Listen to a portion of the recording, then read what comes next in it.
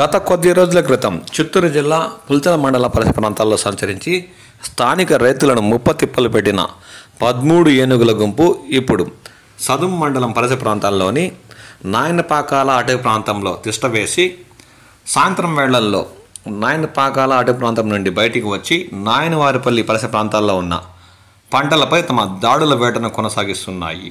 దీంతో రైతులు తీరని కష్ట నష్టాల పాలవుతున్నారు.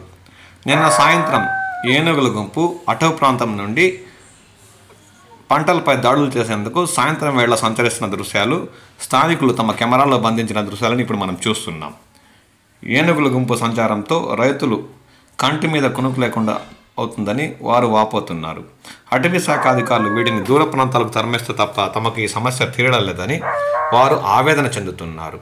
ఎప్పుడు ఏ పంట పొలాల్లో ప్రత్యక్షమై దాడులు చేసి రైతులకు తీరని కష్ట నష్టాలు పాలు చేస్తాయేమో అన్న ఆందోళన తమలో నెలకొందని స్థానిక రైతులు భయభ్రాంతులకు గురవుతున్నారు.